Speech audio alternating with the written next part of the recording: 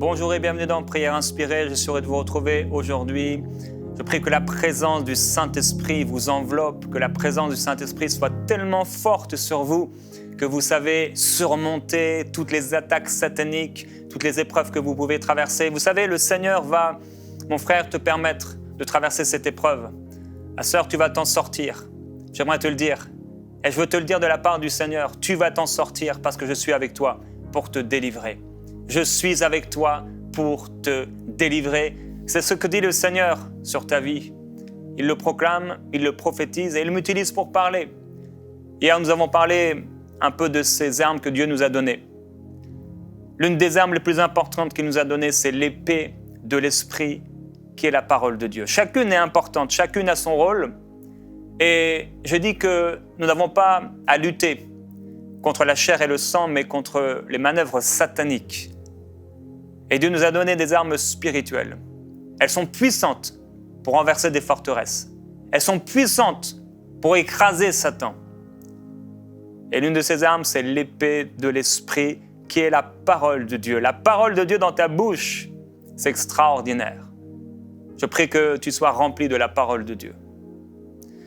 Alors aujourd'hui, je vais vous encourager à ne pas être stupide, insensé devant votre ennemi. Nous avons reçu le témoignage d'une sœur qui a été guérie. Elle dit « Le Seigneur m'a guéri d'un lymphome dans mon estomac. Les médecins n'ont vu aucune trace. Ils disent qu'ils ne savent pas où il est passé. Dieu est grand. Alléluia. » Et gloire à Dieu pour cela. Nous croyons que c'est ce que dit la parole de Dieu. Les ennemis que tu vois devant toi, tu ne les verras plus jamais. Lorsque Dieu guérit, il guérit complètement. Dieu est bon. Dans Proverbes au chapitre 1 et au verset 32,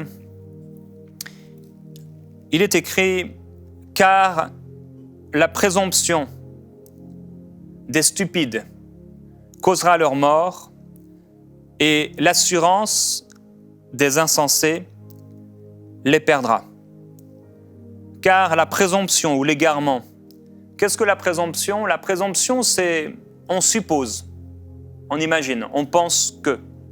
C'est une opinion qui est fondée sur des apparences. Et plusieurs croyants, ils s'imaginent que parce que tout va bien, il n'y a pas de combat. Il est écrit « Car la présomption des stupides causera leur mort ». C'est l'histoire de l'homme qui marche et qui ne voit pas le filet dans lequel il va tomber, ou par lequel il va être pris, la fosse dans laquelle il va tomber.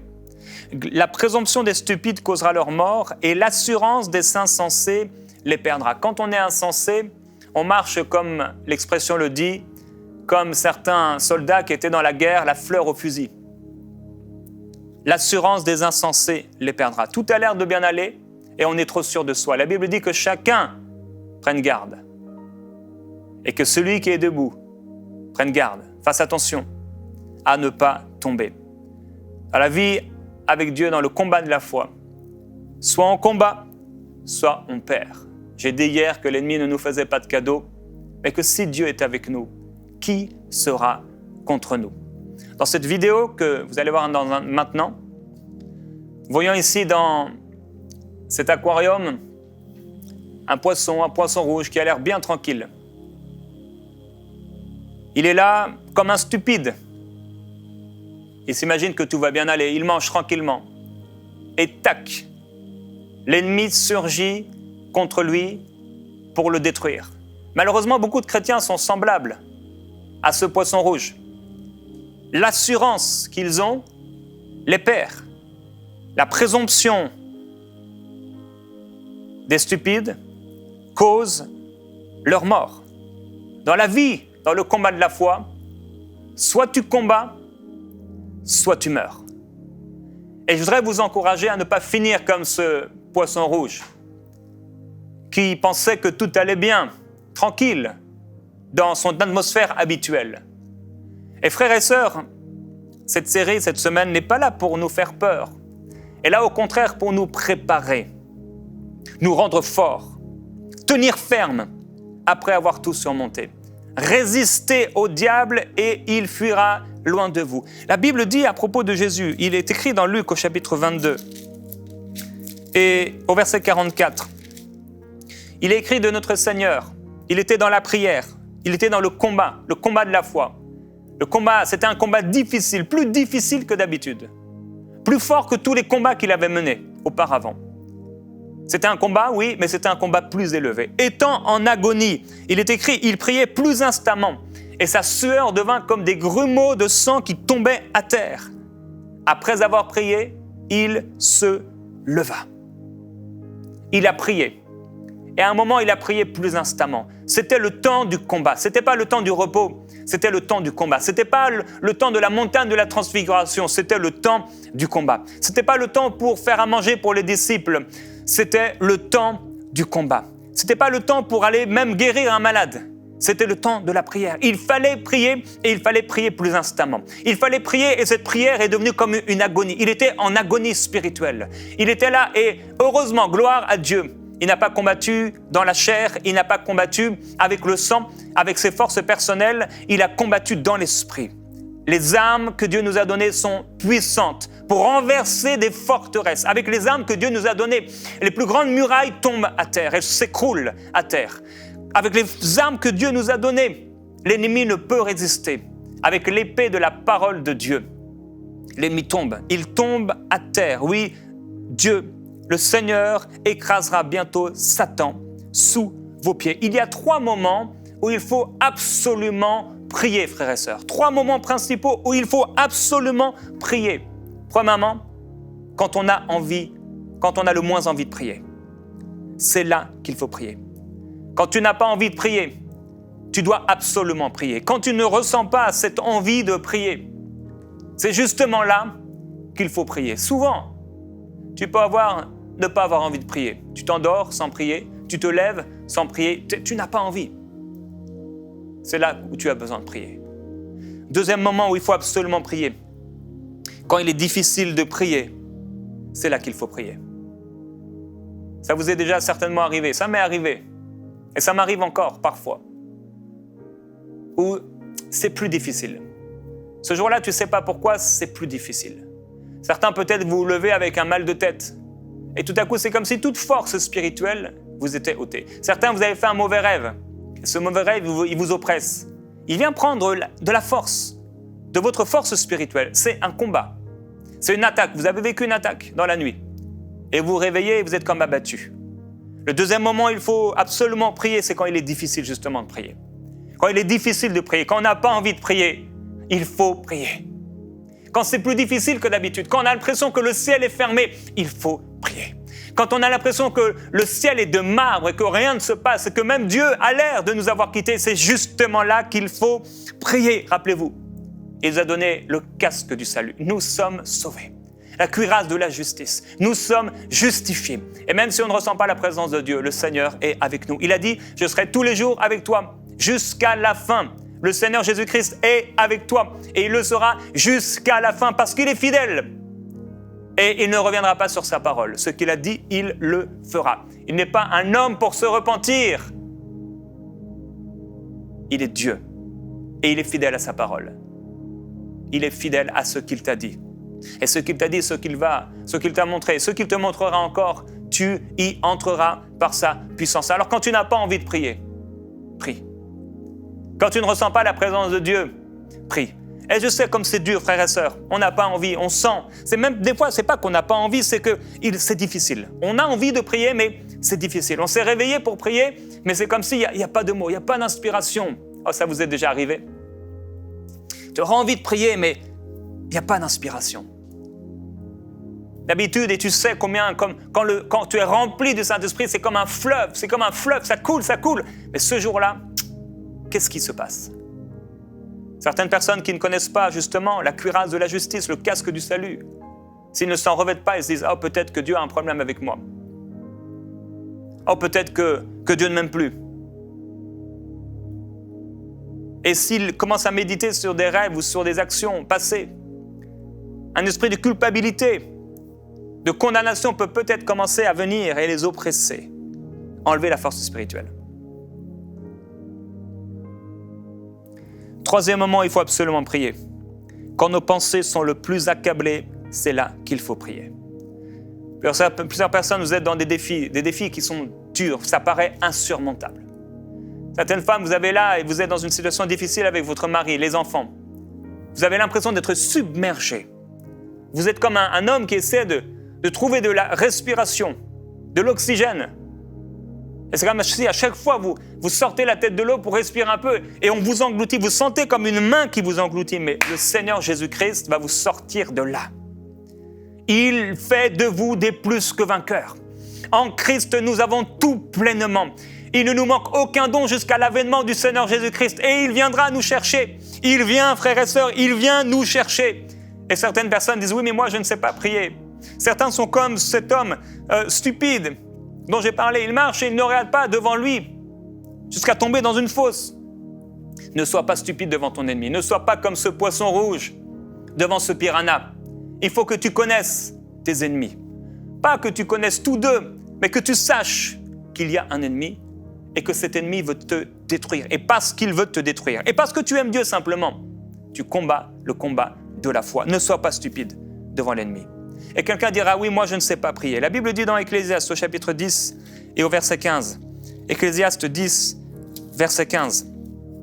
Ça nous parle de l'insensé. Ecclésiaste 10, 15. Le travail de l'insensé le fatigue. Il ne sait même pas comment aller à la ville. Voilà. Le travail de l'insensé le fatigue. Il ne sait même pas comment aller à la ville. On doit apprendre à prier. Plusieurs personnes d'entre vous, frères et sœurs, vous devez absolument apprendre à prier. On doit apprendre à prier. On doit apprendre à relever nos manches et dans la prière, à se mettre à genoux et à commencer à apprendre à prier. Et quand on n'a pas envie, ou quand c'est difficile, ou quand on est accablé, on va apprendre à prier quand même. On va apprendre à mettre nos genoux à terre quand même.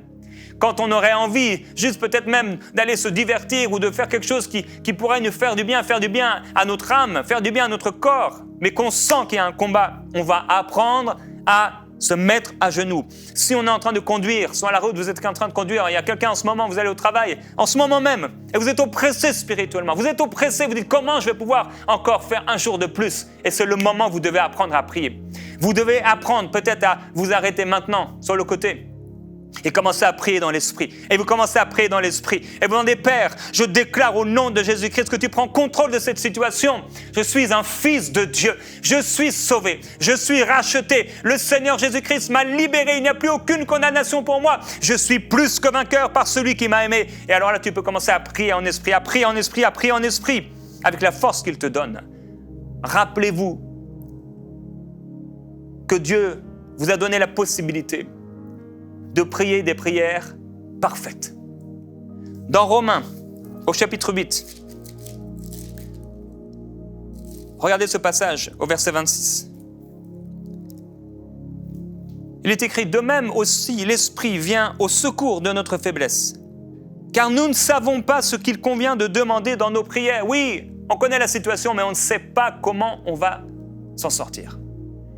Il y a une situation peut-être qui nous dépasse, mais on ne sait pas ce qu'il convient de demander. C'est difficile de prier. Nos pensées peut-être sont accablées. Alors on ne sait pas qu'est-ce qu'il faut demander, qu'est-ce que je dois faire. Tu pries dans l'esprit. Tu pries dans l'esprit. Tu pries dans l'esprit. Tu pries dans l'esprit. Tu pries dans l'esprit et tu pries des prières parfaites. Il est écrit, l'esprit vient au secours de nos faiblesses. C'est justement quand tu es faible, c'est justement quand tu es découragé, c'est justement quand le ciel a l'air d'être fermé, c'est justement quand c'est difficile, c'est à ce moment-là que l'Esprit vient à ton secours. Il vient te secourir, il habite en toi. Et à ce moment-là, l'Esprit prend le contrôle. Quand tu lui laisses le contrôle, tu commences à prier en esprit.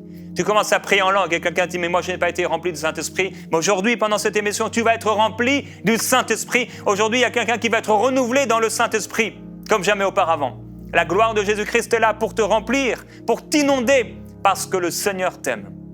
Le passage continue, il est écrit « Mais l'Esprit lui-même intercède par des soupirs inexprimables. » Oh, je prie, frères et sœurs, et je le prophétise, plusieurs d'entre vous. Vous allez commencer à vivre cela, des soupirs inexprimables, jusqu'à des gémissements dans l'esprit où les paroles ne suffiront plus, même en langue, vous ne réussirez plus. Vous allez commencer à gémir, à pousser des soupirs dans la prière. Et vous allez commencer à enfanter, comme l'apôtre Paul qui pouvait enfanter dans la prière, des soupirs inexprimables. Certains des cris, vous allez sentir le besoin de crier. Ce sera un cri de victoire, ce sera un cri de délivrance. Ce sera le cri de celui qui est là sur le devant dans le combat et qui crie pour que la gloire du Seigneur Jésus-Christ se manifeste, pour que les anges de Dieu viennent comme une armée et terrassent l'ennemi devant nous. L'Esprit lui-même intercède par des soupirs inexprimables, et celui qui sonde les cœurs connaît quelle est l'intention de l'Esprit. C'est selon Dieu qu'il intercède en faveur des saints. Et il est écrit, nous savons du reste que toute chose concourt au bien de ceux qui aiment Dieu. Toute chose concourt à ton bien quand tu es dans une vie de prière spirituelle, où tu laisses le Saint-Esprit prendre le contrôle.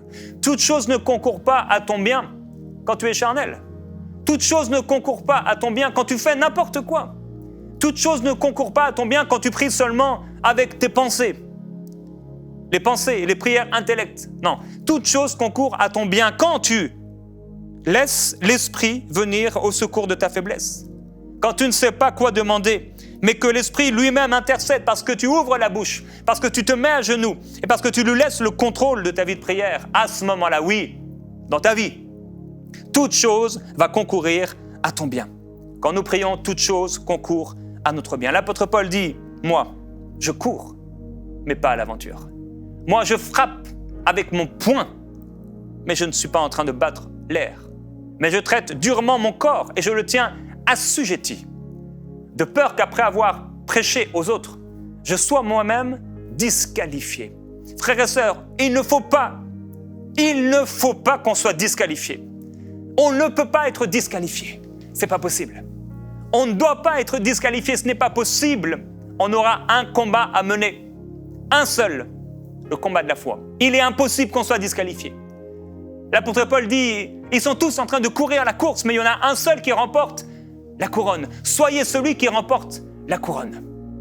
Soyez celui qui remporte la victoire. Le Seigneur déclare sur toi qu'il a fait de toi un plus que vainqueur.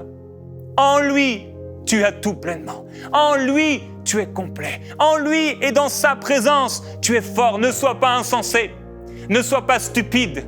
Ne sois pas stupide en imaginant que tu n'auras pas besoin de prier. Ne sois pas stupide en imaginant que tu peux comme ça partir au travail sans avoir passé un temps avec Dieu. Non, il faut qu'on devienne, alors qu'on était fou, il faut qu'on devienne sage. Fou selon ce monde et sage pour Dieu. On était fou selon ce monde quand on priait. On est fou selon ce monde quand on se réveille et qu'on commence à penser à Dieu. On est fou selon ce monde quand on passe du temps à jeûner alors que les autres mangent. On est sage selon Dieu.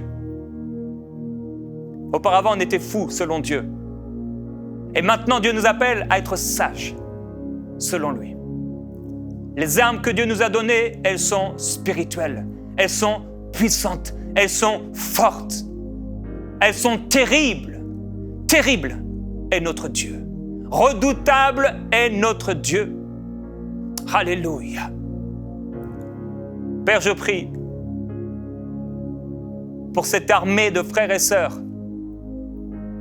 Ta parole déclare, nous sommes plusieurs membres et pourtant nous formons un seul corps. Merci parce que personne n'est abandonné dans le combat.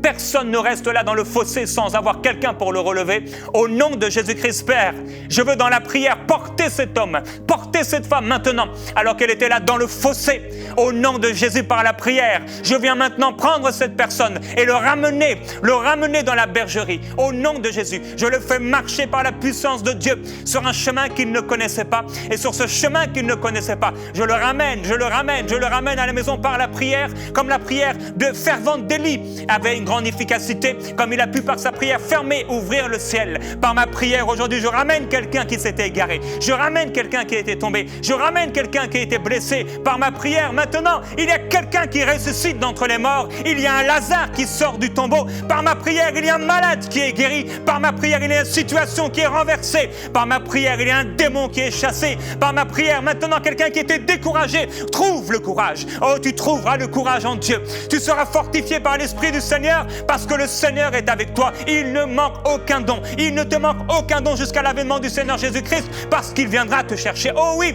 il viendra te chercher. Il ne t'abandonnera pas. Il ne t'abandonnera pas. Il refusera. Il ne permettra pas que tu vois la corruption parce que le Seigneur est avec toi. Oh, ils sont plus nombreux ceux qui sont avec nous que ceux qui sont contre nous. Ils peuvent se lever contre nous. Ils peuvent être nombreux, mais ceux qui sont avec nous sont beaucoup plus nombreux. Si un tiers est tombé, 2 tiers sont restés debout. Si un tiers est tombé, 2 tiers combattront pour nous. Si un tiers nous combat, 2 tiers travailleront en notre faveur. Oui, alléluia, qu'il est beau le ministère, qu'il est beau le ministère des anges, de ceux qui exercent un ministère en notre faveur. Alléluia, ô glorieux Jésus-Christ, merci pour le ministère des anges. Merci parce que tu as établi des anges à mon service. Tu as établi des anges au service de mon frère, au service de ma sœur. Tu les as assignés à une tâche. Il faut qu'ils soient protégés. Il faut qu'ils soient gardés. Il faut qu'ils soient en bonne santé. Il faut qu'ils soient mûrs. Il faut qu'ils puissent porter du fruit. Il faut qu'ils puissent tenir ferme. Il faut qu'ils soient fortifiés. Il faut qu'ils soient encouragés. Il faut qu'ils restent sur le chemin. Tu les as assignés à notre service. Merci Jésus-Christ. Tu es le roi des rois. Tu es le Seigneur des seigneurs. Tu es le grand sacrificateur. Tu es entré une seule fois. Oh, les hommes y entraient tous les ans. Les hommes y entraient tous les ans, mais toi une seule fois. Une seule fois. Il a suffi d'une seule fois. Il a suffi d'un seul sacrifice pour nous rendre saints, pour nous rendre purs, pour nous rendre parfaits à tout jamais. Oui, arrière de moi Satan. Arrière de moi Satan. Que l'Éternel te réprime, Satan. Lui qui a porté son choix sur ma vie. Il m'a choisi. Il m'a choisi. Il m'a choisi et il me porte dans ses bras. Je le déclare au nom de Jésus. Il te porte, mon frère, ma sœur, dans ses bras. Il te porte dans ses bras. Il te fait revenir. Il te fait revenir, il te fait revenir, il te fait revenir au pays de la promesse, il te fait revenir au temps des rêves et des visions, il te fait revenir alors que tu disais, oh d'où vient que les jours d'autrefois étaient meilleurs que ceux d'aujourd'hui? Il dit non, cela ne provient pas de la sagesse, il y a un meilleur temps, il y a un temps favorable, au temps favorable je t'ai secouru, au temps favorable je t'ai secouru, je t'ai ordonné, oh oui, celui qui a ordonné à la pluie de venir, celui qui a ordonné aux eaux de se mettre en un, celui qui a parlé à la terre, celui qui a parlé au soleil, celui qui a parlé au ciel, celui qui a parlé aux eaux de grouiller de poissons.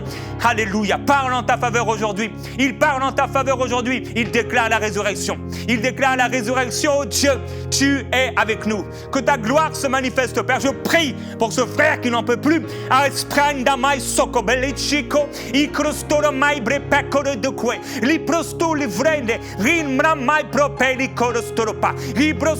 Mai pripecola sotto i crito mai bropeli su do lucole sota brifroba lito comambre sotto le diche le chique li prostora vaitebra mai bros tique li. C'était un mensonge.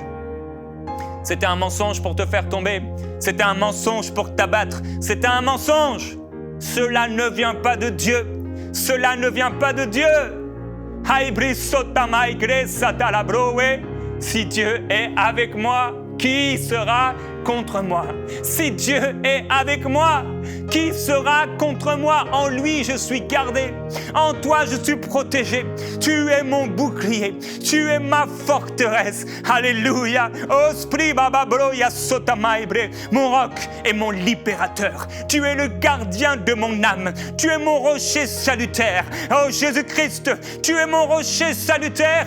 Tu es le nom qui m'a été donné. Alléluia. Au-dessus de tous les autres noms, au-dessus des circonstances que je traverse, au-dessus des maladies, tu as reçu le nom qui est au-dessus de tout nom et ce nom m'a été donné. Je suis le corps de Christ. Je suis un membre de Christ et parce que je suis un membre de Christ, je ne suis pas seul. Parce que je suis un membre de Christ, je suis fort par la puissance de Dieu.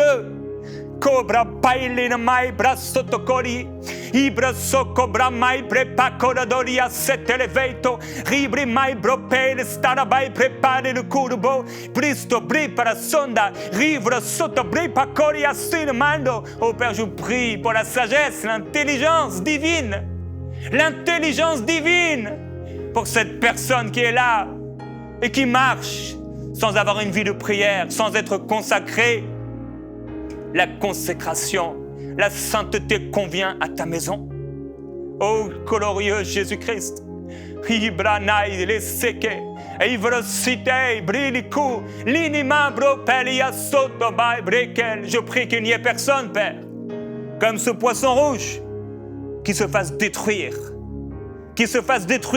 parce qu'il n'était pas prêt, parce qu'il était insensé, parce qu'il marchait dans la folie. Je prie que tous puissent avoir dans leur lampe l'huile, le feu allumé. Oui, Père, je prie pour une nouvelle passion. Je prie pour le feu du premier amour, la passion du premier amour. Ô glorieux Jésus-Christ, il y a tellement d'insensés, tellement de fous. Père, je prie que plus jamais, nous ne soyons de leur nombre. Que plus jamais, nous puissions ne pas combattre le combat de la foi. Merci. Merci pour ce que tu nous donnes. Merci pour les grâces. Merci pour la bénédiction. Merci. Merci pour la prospérité. Mais Père, dans toutes ces choses, nous voulons tenir ferme. Nous voulons continuer à prier. Nous ne voulons pas nous relâcher.